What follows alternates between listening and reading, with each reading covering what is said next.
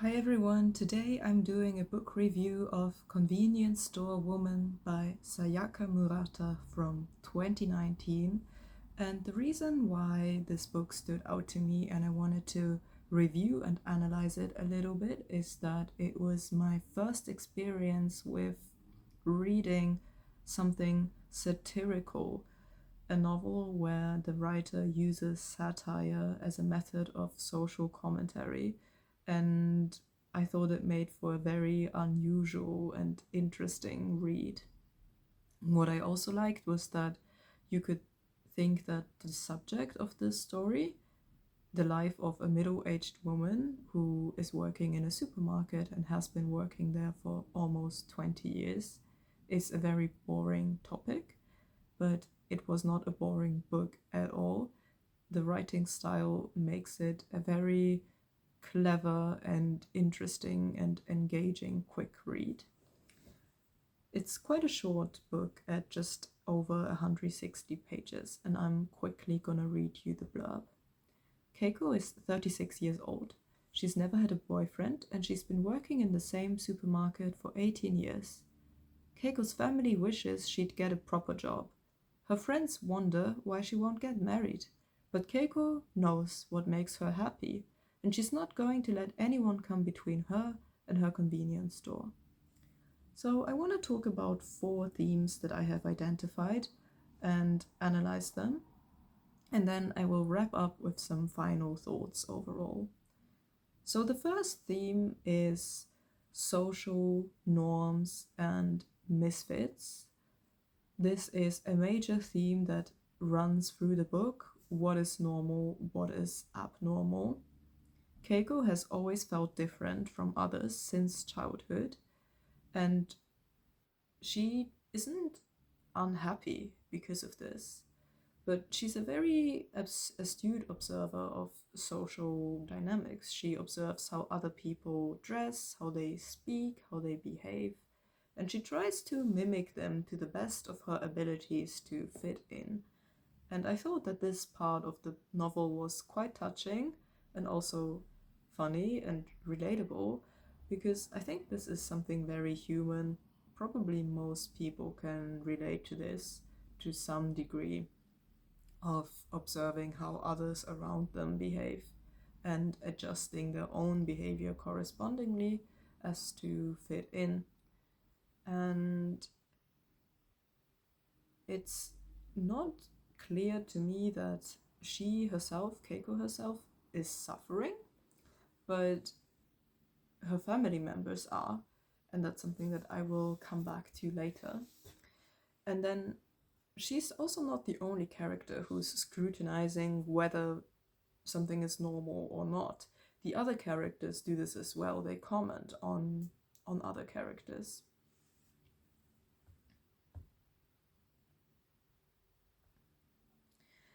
And I think this whole theme of social norms and being an outsider, it could make for a very heartbreaking story, but it's not sad at all, in my opinion, because of how the narrator, not the narrator, the author tells the story.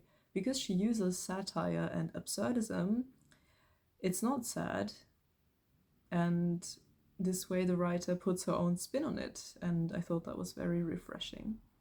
Then a second big theme is work. Work and how it's connected to someone's sense of identity, work ethics, how some people are more conscientious and diligent and have a sense of responsibility for their work, and others are sloppy and careless, and how this is something that people around a person observe and comment on and judge. So Keiko has this job in the convenience store that she's had for a very long time, and it's neither a prestigious job nor well paid, in fact, quite the opposite. But nevertheless, she strongly identifies with this job. Even when she's not actually in the store working, this connection remains. She thinks about work, and it's also even something physical. It's almost like part of her body.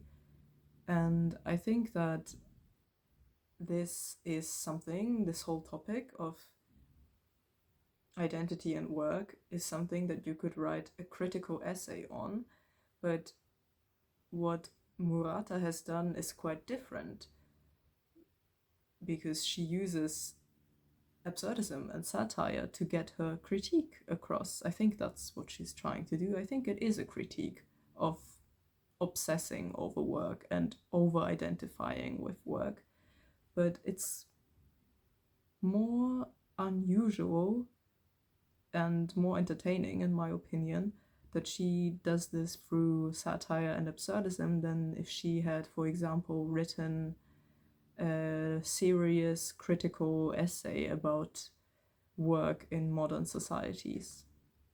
Then the next theme that I want to talk about is love and dating.